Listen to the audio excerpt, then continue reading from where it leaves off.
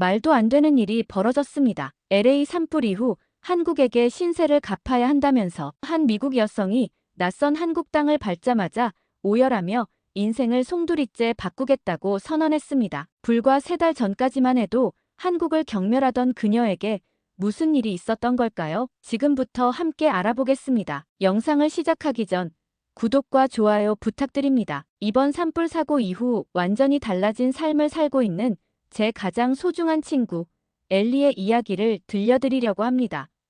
저의 친구 엘리는 LA에서 성공한 사업가의 딸이에요. 지금은 한국이란 말만 들어도 얼굴을 돌려버리는 엘리지만 불과 2년 전만 해도 전혀 달랐어요. 제가 엘리를 처음 만난 건 대학교 1학년 때였어요. 솔직히 처음엔 좀 어색했어요. 저는 평범한 가정에서 자랐고 엘리는 LA의 부유한 동네에서 자랐으니까요. 근데 뜻밖에도 엘리가 먼저 다가와줬어요. 도서관에서 공부하다가 커피 마시면서 수업 들으면서 그렇게 자연스럽게 가까워졌죠. 그러다 제가 다니엘을 소개했어요. 다니엘은 LA에서 잘 나가는 변호사였는데 한국계 입양인이었죠. 첫 만남에서 둘의 눈빛이 마주치는 순간 뭔가 특별한 게 느껴지더라고요. 둘은 금방 사랑에 빠졌고 결혼까지 이어졌어요. 다니엘은 완벽한 남편이었죠. 일도 잘하고 가정적이었어요. 특히 입양인들의 인권을 위해 열정적으로 일했는데 어릴 때부터 겪었던 아픔이 있어서인지 버려진 아이들의 마음을 누구보다 잘 알았거든요. 태어나자마자 부모에게 버려지고 낯선 미국에 와서 겨우 자리 잡은 다니엘은 늘 자기 뿌리를 찾고 싶어 했어요. 한국에 갈 때마다 입양기관을 찾아다녔지만 돌아오는 건 언제나 차가운 서류 뭉치뿐이었죠. 그래서 더욱 자기처럼 버려진 아이들을 돕고 싶어 했나 봐요. 그런데 그날 다니엘이 입양인 관련 회의를 마치고 돌아오다 사고를 당했어요. 너무나도 허망한 죽음이었죠. 다니엘의 책상 서랍에서 찾지 못한 부모님께 쓴 편지가 나왔을 때 엘리는 완전히 무너져 버렸어요. 그 편지에는 평생 자기를 찾지 않은 부모님을 원망하면서도 여전히 한번 만나보고 싶다는 다니엘의 마음이 담겨 있었거든요. 그 후로 엘리가 완전히 달라졌어요. 한국이라는 나라, 그리고 그를 떠나보낸 한국 부모까지 모든 것이 미워 보였던 거죠.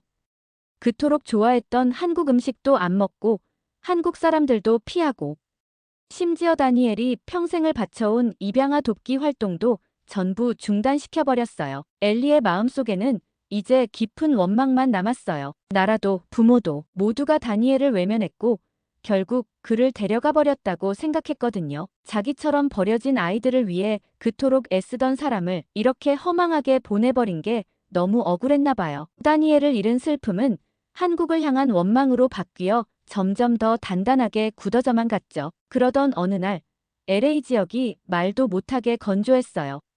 바람도 미친 듯이 불어대고 습도는 바닥을 찍고 있었죠. 소방서에서 계속 경고 메시지를 보내왔는데 그때는 그게 그날의 예고였다는 걸 전혀 몰랐네요. 아침부터 하늘이 뭔가 이상했어요. 바람이 불 때마다 창문이 덜덜 떨릴 정도로 거세더라고요. 점심즈음 TV를 켰는데 갑자기 속보가 뜨는 거예요. LA 북쪽에서 산불이 발생했다고요. 솔직히 처음엔 별로 안 걱정했어요. LA에서 산불은 늘 있는 일이니까요. 근데 이번엔 달랐어요. TV 화면으로 보이는 불길이 순식간에 번져나가는데 마치 살아있는 생명체처럼 보였어요. 바람을 타고 불이 춤추듯 퍼져나가는데 보는 사람 마음까지 조여오더라고요. 그때 엘리한테서 전화가 왔어요. 목소리부터가 심상치 않았죠. 클레어, 큰일 났어. 불이 우리 동네 쪽으로 온대. 떨리는 목소리에서 공포가 느껴졌어요. 뉴스 화면은 점점 더 심각해져 갔어요. 소방 헬기가 이륙도 못한다고 하고 시속 70마일이 넘는 바람에 불길은 걷잡을 수 없이 퍼져나가고 있었죠. 소방관들이 전력을 다해 막아보려 했지만 바람 앞에서는 무력해 보였어요. 갑자기 긴급 대피 명령이 떨어졌어요. 뉴스 앵커가 목소리를 높여가며 당장 대피하라고 외치는데 엘리한테 또 전화가 왔어요. 이번엔 완전히 패닉 상태더라고요. 클레어, 애가 안 보여. 친구네 집에 놀러 갔는데. 전화가 안 돼. 휴대폰이 먹통이야. 엘리 목소리가 갈라지는 게 들렸어요. 순간 등줄기가 서늘해졌죠. 불길이 번지는 방향이 하필이면 그쪽이었거든요. 엘리가 차를 몰고 딸을 찾으러 간다고 했을 때 말리고 싶었는데 이미 전화가 끊긴 뒤였어요. TV에서는 대피하는 차들로 도로가 완전히 마비됐다고 하는데 연락도 안 되고 불안한 마음에 저도 엘리네 동네로 달려갔죠. 현장은 그야말로 지옥도였어요. 대낮인데 하늘은 시커멓고 제가 눈처럼 내리는데 땅에 떨어질 때마다 작은 불씨가 일었어요. 사람들은 짐을 던지다시피 하면서 도망치고 있었고 경찰차와 소방차 사이렌 소리가 귀를 찢어놓는 것 같았어요. 이웃분이 말씀해 주시길 엘리가 차를 버리고 딸을 찾아 뛰어갔다고 하더라고요.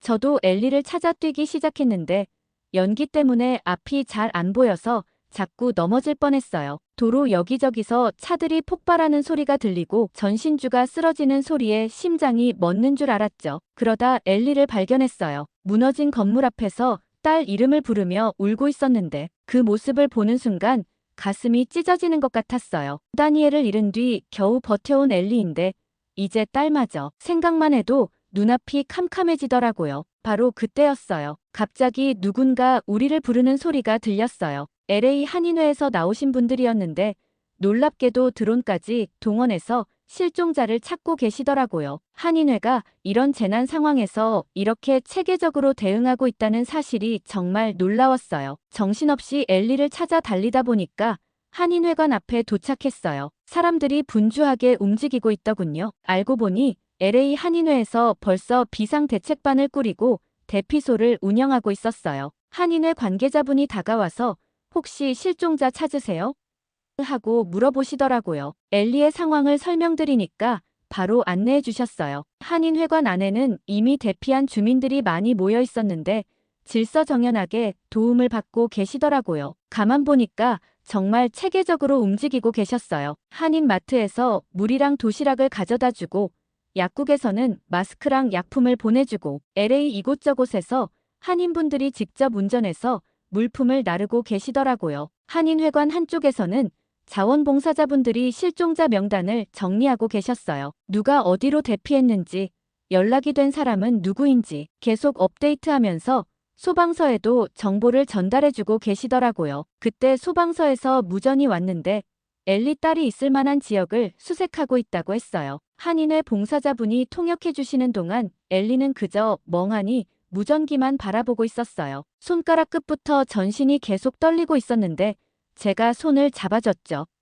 그 떨림이 멈추질 않더라고요. 소방관들이 두 아이를 발견했다는 소식이 들리는 순간 엘리의 다리에 힘이 풀려버렸어요. 한순간에 모든 긴장이 풀리면서 그 자리에 주저앉고 말았죠. 목소리는 떨리고 눈물은 멈추질 않고 다니엘을 잃었던 그날처럼 또다시 소중한 사람을 잃을 뻔했다는 생각에 온몸이 덜덜 떨리는 게 보였어요. 소방관들이 아이들을 안고 들어오는 순간 시간이 멈춘 것만 같았어요. 딸아이를 품에 안은 순간 엘리의 눈에서 하염없이 눈물이 흘러내렸어요. 그동안 얼마나 무서웠을지, 얼마나 두려웠을지 딸을 꼭 안은 채로 한참을 울던 엘리의 어깨가 계속 떨리고 있었죠. 다니엘을 잃은 후 처음으로 마음을 활짝 열고 우는 것 같았어요. 딸아이도 엄마 품에 안겨 울음을 터뜨렸는데 그 모습을 보는 순간 엘리의 얼굴에 안도감이 번졌어요. 그동안 아빠 얘기조차 꺼내지 못하고 마음을 닫아두었던 두 사람이 이제야 서로를 진심으로 마주하는 것 같았거든요. 엘리가 딸의 얼굴을 들여다보는 눈빛이 달라졌어요. 마치 다니엘이 살아있을 때처럼 따뜻하고 부드러운, 오랫동안 잃어버렸던 그 눈빛을 다시 찾은 것 같았어요. 두 번 다시는 이렇게 소중한 사람을 놓치지 않겠다는 결심이 엘리의 모든 몸짓에서 느껴졌죠. 나중에 들으니 그때 다니엘 생각이 났다고 해요. 다니엘도 늘 이렇게 남을 돕는 걸 좋아했다고. 그동안 한국이랑 관련된 건 무조건 밀어내기만 했는데 이날 보니 그게 얼마나 잘못된 생각이었는지 깨달았대요. 산불이 잠잠해지고 나서였어요. 엘리가 문득 한인회에 가보고 싶다더군요. 은인들께 제대로 된 감사 인사도 못 드렸다면서요. 솔직히 저도 한인회관에 다시 한번 가보고 싶었습니다. 한인회관에 도착해보니 뜻밖의 광경이 펼쳐져 있더군요. 산불이 지나갔는데도 이곳은 여전히 바쁘게 돌아가고 있었어요. 피해 입은 교민들 지원하랴, 대피소 운영하랴. 놀라운 건 이 모든 게 자원봉사로 이루어지고 있다는 거였습니다. 그날 엘리의 딸을 구해주신 구조대원분과 마주치게 됐는데 알고 보니 그분도 한국계 입양인이셨어요. 4살 때 미국으로 입양되어 좋은 양부모 밑에서 자랐다고 하시더군요. 그 이야기를 듣는 순간 가슴 한켠이 찡해지는 걸 느꼈습니다. 게다가 더 놀라운 사실을 알게 됐어요. 그분이 원래는 평범한 회사원이었는데 우연히 실종자 수색 봉사를 시작하게 되었다는 거예요. 미국이란 나라에서 받은 사랑을 돌려주고 싶었다면서 결국 회사까지 그만두고 구조활동에 전념하게 되었다더군요. 이야기를 듣다 보니 문득 다니엘 생각이 났어요. 다니엘도 늘 이런 마음이었을 텐데 지금 생각해보면 다니엘이 입양인들을 돕겠다고 했을 때 저희는 그 진심을 제대로 이해하지 못했던 것 같아요. 아이러니하게도 다니엘은 언제나 남을 돕는 사람이었지만 정작 자신은 모든 걸 외면하며 살아왔다고 하더군요.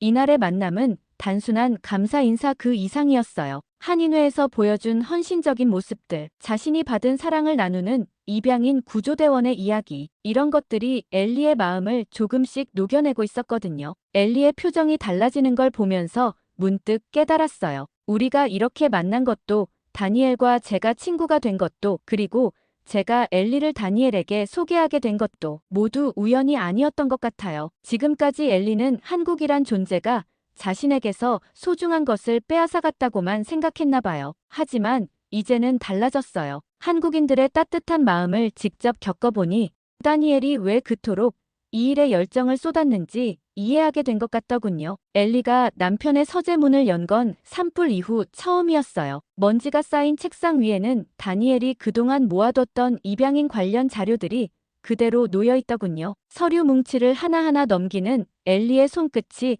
미세하게 흔들리고 있었습니다. 알고 보니 다니엘이 얼마나 치밀하게 준비했는지 몰라요. 입양인들의 사연을 하나하나 기록해두고 도움이 필요한 부분들을 꼼꼼하게 메모해뒀더군요. 그걸 보는데 가슴이 먹먹해지더라고요. 엘리의 남편이 왜 그토록 이 일에 매달렸는지 이제야 조금씩 이해가 되기 시작했어요. 단순히 법적인 도움을 주는 게 아니었던 거죠. 자신처럼 정체성의 혼란 속에서 방황하는 이들에게 작은 빛이라도 되고 싶었던 거였어요. 한참을 서재에 있다 보니 문득 저한테 전화가 오더군요. 한인회에서 한국으로 가는 입양인 단체 방문이 있다면서 저희도 함께 가보지 않겠냐고. 순간 망설여졌어요. 엘리가 과연 한국에 가길 원할까 하는 생각이 들었거든요. 그런데 뜻밖에도 엘리가 먼저 한국에 가보고 싶다고 하더라고요. 한인회 분들 얘기를 듣다 보니 다니엘이 그토록 하고 싶어 했던 일을 이제는 자신이 해보고 싶어졌다면서요. 한국에 도착했을 때 엘리는 긴장을 많이 한 것 같았어요. 다니엘이 그토록 그리워했던 이 땅을 밟는다는 게 그냥 단순한 여행이 아니었나 봐요. 입양인 단체를 찾아가 보니 놀라운 광경이 펼쳐져 있었어요. 전 세계에서 온 입양인들이 자신의 뿌리를 찾으려고 모여있더군요. 어떤 분은 60년 만에 친부모를 찾았다고 하고 어떤 분은 아직도 찾는 중이라고 하고 그 중에서도 가장 마음이 아팠던 건 성인이 되어서야 자신이 입양됐다는 걸 알게 된 분의 이야기였어요. 양부모님이 돌아가신 후에야 입양 사실을 알게 됐다는데 그 충격이 얼마나 컸을까요? 또 어떤 분은 수십 년째 친부모를 찾고 있다고 하더군요. 언어도 모르고 문화도 달라서 힘들었지만 포기할 수 없었다고. 한국에 올 때마다 혹시나 하는 마음으로 이곳을 찾는다는데 그 말씀 듣는데 눈물이 나더라고요. 한국의 입양기관들을 돌아다녀 보니 현실이 만만치 않았어요. 오래된 기록들은 대부분 폐기됐거나 찾을 수 없는 상태였고 있는 기록마저도 불완전한 경우가 많더군요. 게다가 친부모를 찾았다고 해도 또 다른 어려움이 기다리고 있었어요. 이미 다른 가정을 이루고 있어서 연락을 꺼리는 경우도 있고 심지어 세상을 떠나신 경우도 있고 그런 현실을 마주할 때마다 가슴이 아팠습니다. 이런 현실을 보면서 문득 다니엘 생각이 나더군요. 그도 이런 벽에 부딪혔을 텐데 그래서 더 이 일을 포기할 수 없었던 걸까요? 자신처럼 또 다른 누군가가 포기하지 않기를 바라면서 그러다 문득 그날 우리를 도와줬던 구조대원분 생각이 났어요. 그분도 한국에서 입양됐다고 했는데 혹시 우리가 그분의 가족을 찾아드릴 수 있지 않을까요? 이제는 우리가 받은 도움을 돌려줘야 할 때가 된 것 같아요. 한국에서 돌아온 후 엘리가 정말 놀라운 일을 시작하더군요. 구조대원분의 입양 기록을 찾아보겠다고. 처음엔 저도 반신반의했어요. 그동안 수많은 입양인들이 친부모를 찾으려다 포기했다는 걸 알고 있었거든요. 하지만 엘리는 포기하지 않았어요. 다니엘이 남긴 자료들을 하나하나 뒤지면서 실마리를 찾아보더니 이번엔 한인회의 도움까지 받아가며 입양 기관들을 수소문하기 시작했죠. 알고 보니 입양 기록을 찾는 일이 정말 힘들더군요. 대부분의 서류가 폐기되었거나 제대로 보관되어 있지 않았어요. 게다가 70년대 입양 서류는 거의 다 불완전한 상태였고 심지어 이름조차 제대로 기록되지 않은 경우도 많았어요. 그런데 참 신기하게도 한인회 분들이 해외 입양인 데이터베이스를 분석하다가 뭔가를 발견했다고 하더군요. 구조대원분의 입양 전 이름과 비슷한 아이를 찾고 있는 부부가 있었다는 거예요. 이야기를 들어보니 정말 가슴이 먹먹해지더군요. 그 부부는 40년 넘게 아이를 찾고 있었대요. 매년 실종 신고를 갱신하고 경찰서에도 찾아가고 순간 온몸에 전율이 흐르더군요. 혹시 정말 구조대원분의 부모님이실까? 솔직히 말도 안 되는 것 같았어요. 하지만 이왕 여기까지 온 거 확실히 해봐야겠다는 생각이 들었죠. DNA 검사를 신청하고 결과를 기다리는 3주가 마치 3년처럼 느껴졌어요. 엘리는 매일 밤 잠들기 전에 저한테 전화해서 결과 나왔을까 하고 물어보곤 했죠. 구조대원분한테는 아직 말씀 안 드렸는데 혹시 결과가 다르게 나오면 어쩌나 하는 마음에 그렇게 하루하루가 흘러갔어요. 그러다 결과가 나왔다는 연락을 받았는데 그 순간의 긴장감이란 봉투를 여는 저희 손이 떨리고 심장은 마구 뛰고 편지를 읽는데 눈앞이 흐려지더니 99.9% 일치라는 글자가 보였어요. 순간 사무실이 쥐 죽은 듯 조용해졌다가 모두가 한꺼번에 울음을 터뜨렸죠. 구조대원분께 연락드렸더니 바로 오시겠다고 하셨어요. 오시는 동안 우리는 어떻게 이 소식을 전해드려야 할지 계속 의논했죠. 사무실에 들어오시는 구조대원분의 발걸음이 평소보다 조금 더 무거워 보이셨어요. 아마도 이미 예감하셨나 봐요. 결과를 보여드리는데 처음엔 그냥 멍하니 서류만 바라보고 계시더라고요. 마치 다른 사람의 이야기를 듣는 것처럼. 그러다 천천히 아주 천천히 눈물이 흘러내리기 시작하셨어요. 40년이에요. 40년 동안 제가 누군지도 모르고 살았는데 그 말씀을 하시는데 목소리가 계속 떨리시는 거예요. 비행기 표를 예약하고 한국으로 떠나기까지의 일주일도 정말 긴장의 연속이었어요. 구조대원분은 밤마다 부모님께 어떤 말씀을 드려야 할지 고민하시면서 편지를 쓰고 또 쓰시더라고요. 첫마디를 뭐라고 해야 할지, 왜 이제야 찾아뵙게 됐는지. 인천공항에 도착했을 때 구조대원분의 얼굴에서 수많은 감정이 스쳐 지나가는 게 보였어요. 설렘과 두려움, 기대와 걱정이 뒤섞인 부모님을 처음 뵙는다는 게 얼마나 복잡한 감정일까요? 차로 이동하는 내내 손수건만 만지작거리시더니 도착해서는 한참을 차 안에서 나오지 못하셨어요. 문이 열리고 처음 마주친 순간 말로는 표현할 수가 없었어요. 40년의 세월이 한순간에 무너지는 것 같았달까? 어머님은 아들을 보자마자 그 자리에 무릎을 꿇으셨어요. 우리 아들. 이 말씀 한마디에 40년의 그리움과 한이 모두 담겨 있는 것 같았어요. 구조대원분도 더는 말씀을 잇지 못하시고 어머님 앞에 무릎을 꿇으셨어요. 부모와 자식이라는 게 40년이 지나도 이렇게 서로를 알아보는구나 하는 생각이 들더라고요. 두 분이 서로 껴안고 우시는 모습을 보면서 엘리도 저도 눈물을 멈출 수가 없었어요. 며칠 뒤 엘리가 뜻밖의 제안을 하더군요. LA에 입양인 지원센터를 만들어보고 싶다고요.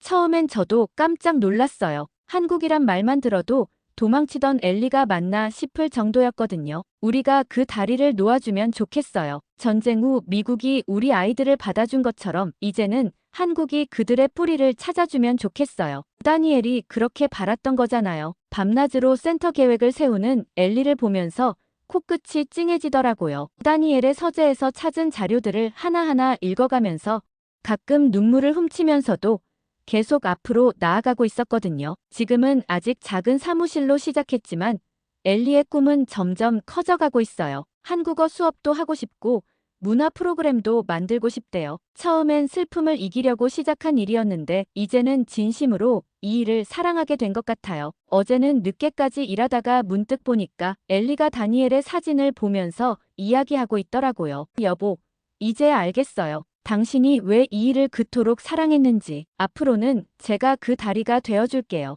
엘리의 눈빛이 달라졌어요. 더 이상 슬픔에 잠긴 눈빛이 아니에요. 다니엘이 살아있을 때 보여주던 그 따뜻하고 빛나는 눈빛을 되찾은 것 같아요. 이제 엘리는 새로운 희망을 만들어가고 있어요. 다니엘의 꿈이 이렇게 아름답게 이어지고 있다는 게 참 신기하네요. 오늘의 사연 어떠셨나요? 오늘도 끝까지 함께 해주신 여러분께 진심으로 감사드리며 다음 영상도 재밌고 유익한 사연으로 돌아올 것을 약속드립니다. 여러분들의 구독과 좋아요, 알림 설정은 영상 제작에 큰 힘이 됩니다. 감동 모드였습니다.